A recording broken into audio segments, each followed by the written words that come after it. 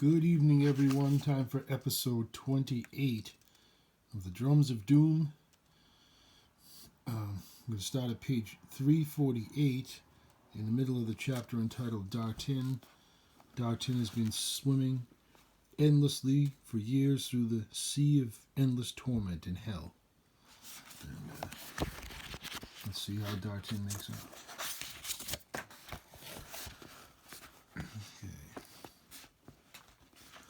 The sea ended as abruptly as the shore appeared, as if it was a line drawn by a painter's brush. Crawling out of the fire, he collapsed upon the black sands until his flesh reformed. Crippling agony racked his body one moment, in the next it was gone. He cried out when the torture ended. Without pain, he would not have known if he still existed at all. Before him loomed a black desert, and beyond it, the rising hills that were the feet of jagged mountains. He felt compelled to hike toward the tallest peak of the highest mountain. Nothing was real except the irresistible pull that he felt. Traveling across the desert, he ran. His lungs, if lungs they were, labored hard, but he reveled in his sudden freedom. Sprinting for all that he was worth, he discovered that the harder he pushed himself, the slower he progressed, as if he ran in a dream. Experimenting, he tried to move with the least possible bodily effort. The purer his thoughts, the faster he traveled, until he had reached the hills themselves. He climbed the mountain in the same manner, until he stood before the massive gates of a tall tower, standing like a lonely spire at the top of the mountain. A knight, armored in black mail, hailed him. "Why do you come here, strange traveler?" "I am dead," Dartin declared, "and I swam through the lake of fire to come here." "We are all dead here," the knight said. "Why don't you clothe yourself?" "I have no clothes." "Use your mind. Fool," the knight said. "Imagine yourself as you once were." Dartin did so, and his clothes, armor, and weapons returned to him. "Where am I?" "You have reached the tower of Inurin, the son of Asimod. This keep guards the 9 layers of hell. I must see Inurin. Then you must face me in combat first." "Agreed." The knight waved to 2 dark spirits that served him, and they went to work opening the gates. When Dartin entered the courtyard, the Black Knight stood alone at its center. They were separated by at least 100 feet, but in that world it may have been a mile. "What weapons?" "Any weapon or any power," he said, opening the right palm of his gauntleted hand. A black sword appeared in his grasp. "Swords, then." And Dartin drew his own sword, and it was the sword of the Guardian of the South Wind. They stood staring at one another for some time, but the black helm of the knight did not reveal his face or his eyes. The knight saluted him and advanced. They dueled for precisely 3 years, 3 months, 3 days, and 3 hours. When it was clear that neither man was the stronger, the demonic knight called upon sorcery to defeat him. Flames engulfed him, but Dartin's sword quenched them. A legion of dead rose from the earth and assailed him, and Dartin called upon the power of the runes, knowing not if the power would exist for him. The rune manifested, and the dead were smashed to dust. The Black Knight assailed his mind with images of his past sins and the promise of an eternity in hell. He was past the pain of his sins, and he knew now that his spirit could indeed survive in this abysmal world, and so the knight's curses were as nothing to him. Calling upon a combination of runes, he racked the spirit of the vile fiend, and the Black Knight fell to his knees. "I am vanquished," the knight yielded. "I am Inurin, the son of Asimod. Ask of me what you wish, and it is yours." "I seek the Princess Marie Elizabeth," Dartin said, not knowing how it was that he knew what he knew. "Imprisoned in your dark tower for 3,000 years. Much longer than that, actually," Inurin replied. "She is my wife and the mother of my 7 children. Ask of me something else." "I desire nothing else of yours." "Then I have no choice," Inurin conceded. "But know this, my father will not stop until he destroys you. He will annihilate your very soul." "So be it," Dartin said. "The princess, if you please.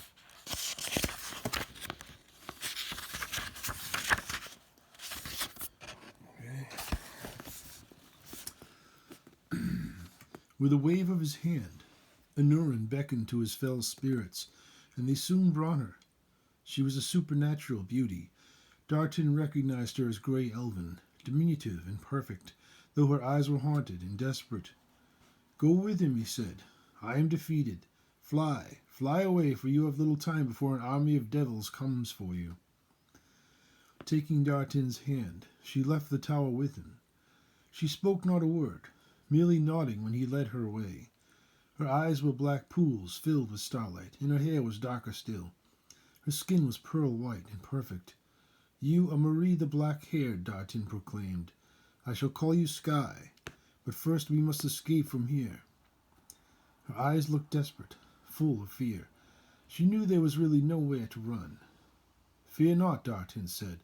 "Look there to the horizon. See yon ball of light. My father comes, riding Sleipnir." For it was at that moment that he knew how he had come to possess the power of the runes. He was indeed Odin's son. Riding the wind upon 8 churning legs, with white patches both whimsical and pale, Sleipnir flew through the ethers of hell with nostrils flaring and grey flanks heaving. Upon his back rode the All-Father. Dartin remembered him from his childhood, but never had he seen him in such splendor, and never before as the god that he was. With gleaming mail and horned helm, gauntlets and a fine gold tunic, he drove his steed to his greatest speed. Drawing closer, his legs were well covered, and his boots shone dark and polished. Beneath his helm, his eye gleamed glacier blue, his left vacant and covered by a patch of silver. His hair spilled out from under his helm, dark, curly, and braided, as was his beard. His voice invoked the power of the runes, and the very air of hell shook in their wake. Odin rode on and on, drawing ever closer to them. Buzzing things flew too close to him at times, and he smote them down with Gungnir, his enchanted spear. When the span of paces remained between them, they could hear his father's song, calling upon the runes to defend them, rising up like shining pillars all around them. They best resembled the shields on the hull of a longship, and soon Sleipnir reined in before them. "Hurry, boy," Odin urged. "Ride at my back and shield the maiden between us." Helping Marie into the saddle, Dartin vaulted behind them. "Hold fast to me," Odin said. "Now on, Sleipnir, ride fast for the gate. Asimard's army of devils will soon be on our heels."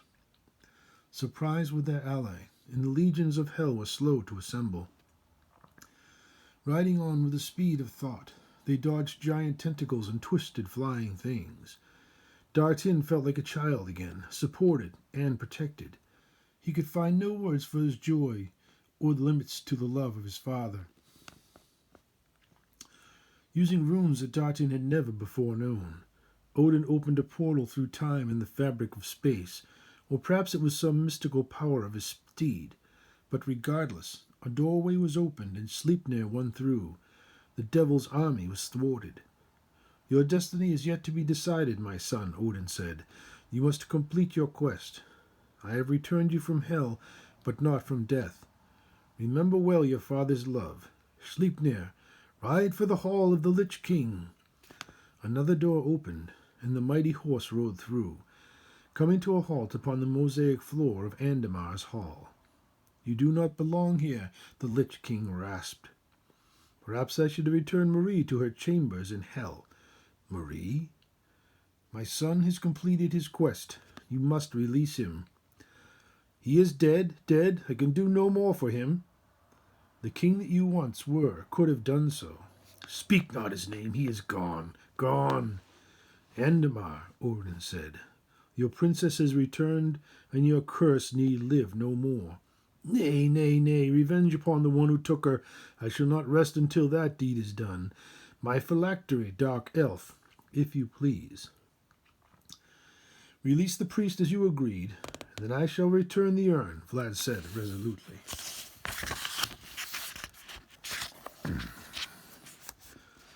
"He is free to go," Andamar said, "but he is dead, dead, a ghost and no more." He spoke truly. for Dartin stood among them in the pale glow of his spirit body.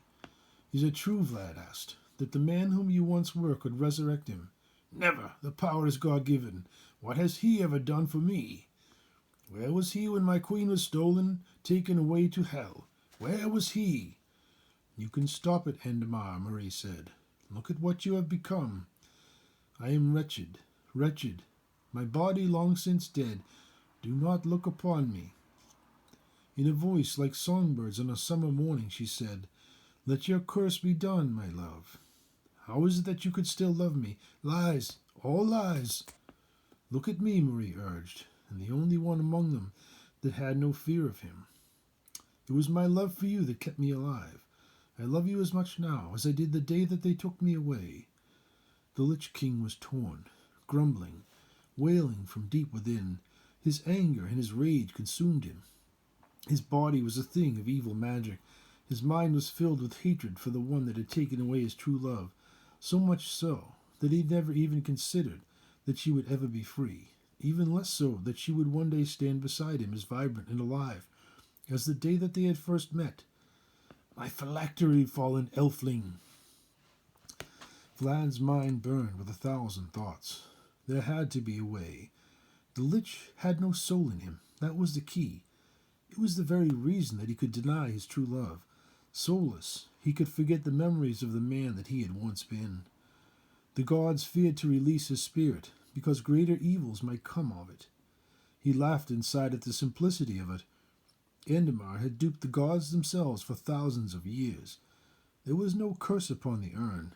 It was merely the vessel that held his immortal soul. The Lich King's evil was the result of despair, and a genius mind bereft of love and its spirit. Release his soul, and his curse would be broken. What end lay in store for Endemar he could not guess, but it could be no worse than eternity, neither alive nor dead. His decision was made. He smashed the urn down upon the floor with all his might, shattering it into 1,000,000 pieces. No! Screamed the Lich King, lunging ahead in a frantic effort to catch the vessel before it fell. But it was too late. The golden phylactery was obliterated. It was empty save for the remnants of the ancient herbs and minerals that Endemar had used to trap his soul inside it forever. His spirit, now free, rushed back into the remnants of his former body. Endemar paused, raising his skeletal hand. Bowing his skull in contemplation, he squared his shoulders and raised his arms wide. Perhaps there is still time for a few more spells, he said. With a wave of his hand, he released his followers from their bond. Go now to the beyond, he commanded. I shall join you soon. Their bones crumbled into dust. Their arms clattered to the floor, and only their pale spirits remained. With his hands he drew a great circle from the earth into the heavens, and when it was complete, the Lich King was gone, and the Wizard King that was had returned. I saved enough of my life to live again, he explained, but our time has passed, and I no longer understand this world. I shall journey to paradise with my love, if she will have me still. You know that I will, she said, and for your efforts, son of Odin, I shall resurrect you. Lie down and sleep in the ever-burning fire behind my throne, and ye shall be reborn. He held out his hand for Marie, and she took it in her own and walked with him, tucking her hand into the crook of his elbow like the gentleman king that he once had been. He led her toward a growing ball of light that he had summoned before them. Beware the staff, dark elf, our lord. It has both the power and the power of life and the power of death. It is coveted by all of the dark powers. If the lords of chaos should wield it, the time of the gods shall come to an end. Find another way, son of Aklon, and farewell. Follow me, my brothers. Our revenge upon the Duke of Hell shall be his loss of the purest heart that has ever lived. Let us dance upon the shores of the sea in the twin paradises, where our love shall be reborn.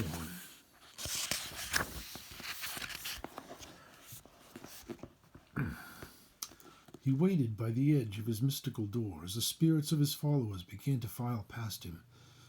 No more did they resemble the rotten dead, but rather the men appeared as they once had in life, with fine raiment and gleaming mail. The women with jeweled tiaras and flowing gowns. His captain paused for a moment and smiled before leaping through the gateway. Not all of my brothers will follow me, Endemar said. Some of them have chosen to remain here. Soon there will be a new Lord of Death in these cursed halls. I recommend that you do not tarry long. They will soon sense that my power has gone. Until we meet again, Odin and son. Shall we dance, Marie? I thought that you would never ask. Hand in hand, they skipped through the portal, no longer hearing any voices save their own. When the doorway closed, it resembled best the setting sun over the ocean. When its light disappeared completely, the hall was deathly quiet. Now, my son, Odin said, lay down in the ever-burning flame before his magic is gone. You are the one who opposes us, Dartin said to Vlad. It is you who have decided to oppose me, Vlad replied, but you have little time. Do as your father says. We shall meet again soon, I assure you. Go now, my son, Odin insisted. Lying down in the wall of flames, his spirit felt none of its heat. Closing his eyes, he soon fell asleep, wondering if indeed he would ever awaken. Somewhere, deep below, upon his throne of tortured innocence, Azamad, the Archduke of Hell, roared. The one who had stolen Marie Elizabeth away from him would pay.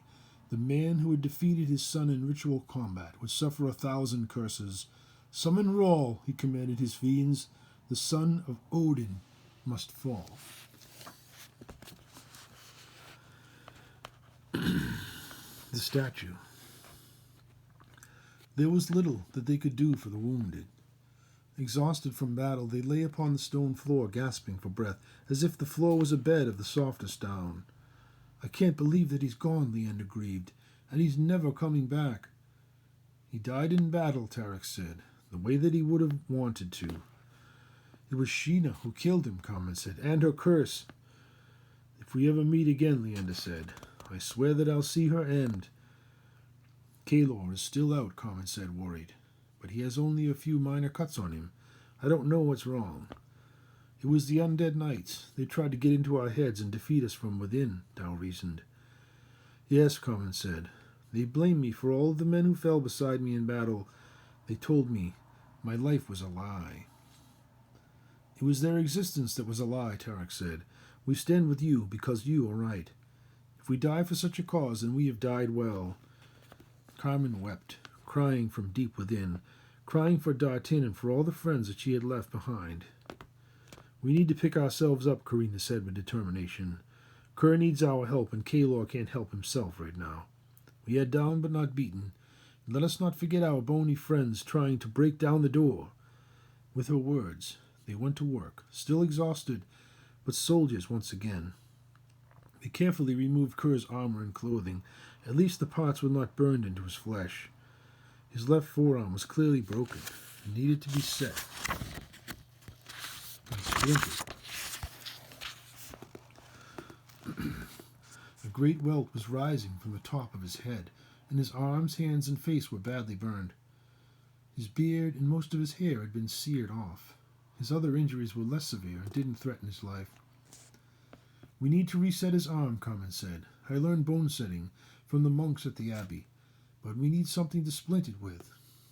Kerr still has some bolts from his crossbow, Tarek noticed. They should work. And we can cut up my old dress to tie it down and bandage him, Karina said. Let's do it, Carmen said. Working fast, they broke the arrowheads off several bolts and cut strips of cloth. Soon they had enough materials to get the job done. We've got to do something for his burns. Leander, do you think that you can heal him? I don't know if I can focus right now, he replied, but I can try. I will need the same things that I needed before. Kerr's wineskin is a smoking ruin, Tarek said. Where else can we find the essence of earth? They searched the room, in their belongings, but besides dust, there was no soil to be found. Hold him steady, Carmen said. Let's get his arm splinted fast. He's bleeding inside. If he wakes up, you need to hold him down. Ready? Ready. Tarek held him firmly and thankfully. Kerr never awoke. Surrounding his forearm with bolts, they wrapped it well and tied it fast, lashing it across his chest to elevate and steady it. Eerily, The scratching of bones upon the door came to a sudden stop. Waiting in silence, they dared not to breathe. An instant later, something slammed into the back of the door, and then again, and the walls and ceiling around it began to crack. "They've got a battering ram," Carmen said in horror. "We've got to move." Picking themselves up, they backed away from the crumbling portal. Carmen and Tara carried Kerr between them, and Leander bore his belongings. Karina stood between them and the door, with her sword drawn.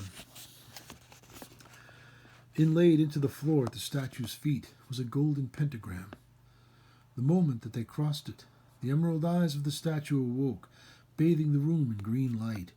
"Swords!" Carmen ordered. Preparing to meet the new danger, they moved toward the far wall. "Dow, get to work on that door," Carmen commanded. "We need to get out now." Standing some 20 feet in height, the statue was at least half again as wide at its base. 4 steps led up to its giant feet. Carved of granite, the deity sat upon a high-backed throne. It was squat and bloated, with a great pot-belly, 4-toed feet, and massive hairy arms. Its head was wide and bear-like, with 2 long pointed ears that jutted straight out from the sides of its head.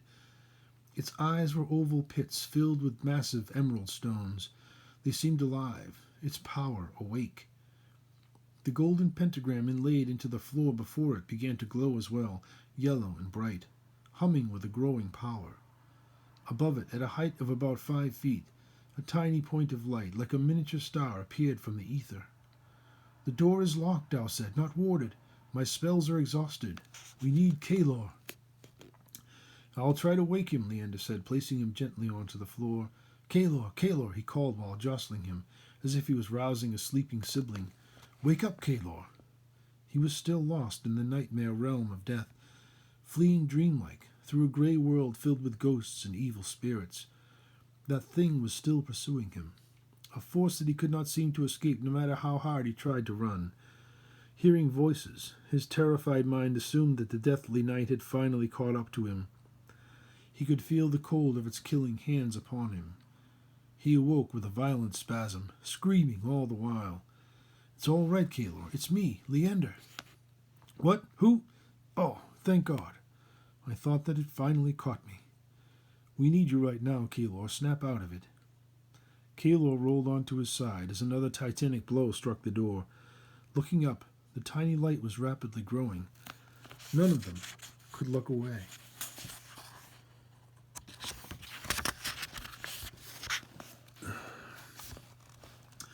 Appearing out of the ethers as if a piece of the night sky had been captured, thousands of tiny suns poured into the star from all directions. Brighter and brighter it grew, until every shadow in the room was banished and every mortal eye blinded. With a brilliant flash, the light went out. The statue's eyes slept, and no illumination remained save for the room's 2 ever-burning braziers. The ram struck again, and the door cracked. Their eyes slowly adjusted, and when they could finally see, they could not believe what floated in the air before them. One-eyed Jacks. "None of us could ever have dreamed what floated in the air before us," Kalor said. "The legions of the dead were swiftly destroying the door, and amid all the chaos was a miracle." "What kind of miracle?" Eric asked. "Did the gods send someone to help you?" "Maybe it was the wizard Von Mathers," Garrett said, "teleporting in to help you." Yeah, Polly agreed. "It must have been him. Nobody else knew that you were all down there, and he could have watched you through his crystal ball." Sonia considered it. "I don't think so. I doubt that even the wizard could have seen them in that dark place." "In a way, the gods did send someone to help us," Kalor said. "He would one day bear many names, names of honor to men of goodness, and names of fear in the hearts of evil. I remember him on that day as Salvation." "Please tell us," Sonia said. "We can't wait any longer."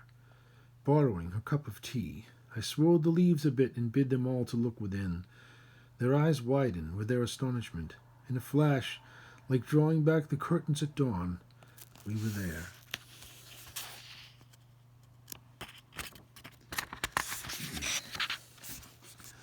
Salvation. A naked human form floated above the encircled pentagram. His back was arched, his face pointing toward heaven. His arms and legs dangled as if he was held by the invisible strings of a puppet master. His hair was completely white, both that of his body and of his head. His face seemed somehow older, but it was unmistakable. It was Dartin. Rushing to his side, they picked him up in their arms, daring not to think how he could possibly be alive again. "He's alive," Carmen said, bending her ear to his mouth. The ram crashed again, and the door split. "Kalor, you have got to find a way to open that door." "I'm on it," he affirmed. "Dal, can you give me a hand?" "Of course." And they went to work. "Dartin," Carmen said, "wake up." With a gasp, his awareness returned. His lips were parched. His body felt strange, as if it had only recently become his own. "Where am I?" "Alive, it seems," Leander said between tears of joy. "We saw the mummies tear you limb from limb." "I don't remember that. In fact, I don't feel hurt at all." "Strange forces are at work here," Tarek said. "Even the gods seem to be watching our quest." "But what of your powers?" Karina asked. "Kerr is in bad shape, and we are running out of time." "It's all coming back to me," Dartin said. "Odin has awakened, and the power of the runes has been restored." "I set his arm," Carmen explained, "but he is still unconscious. His burns are the worst of it." Kneeling beside him, Dartin invoked the power of the runes, a combination that he had never before known, and Kerr was healed. His skin was restored, except for the faintest of scars, and his flesh and his bones mended. When the runes had done all that they could, the resilient dwarf awakened. "Praise all of the gods," Kerr said. "I thought that I'd got you killed, boy." Pulling the priest down to him, he hugged him close in the tightest embrace.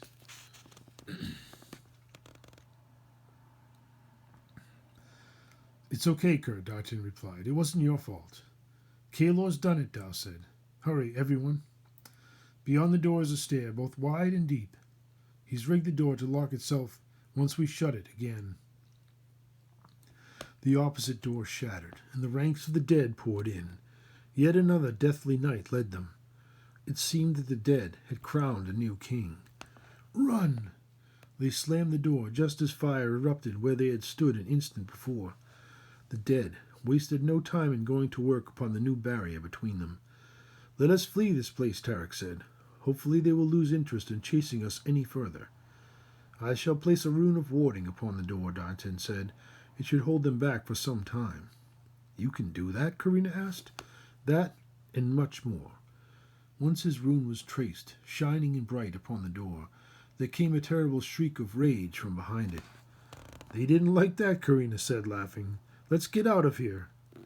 Down and down they ran, ever southward, their tunnel soon widening until it spilled out along the side of a vast vaulted cavern. The great stair continued along the west wall of the chasm.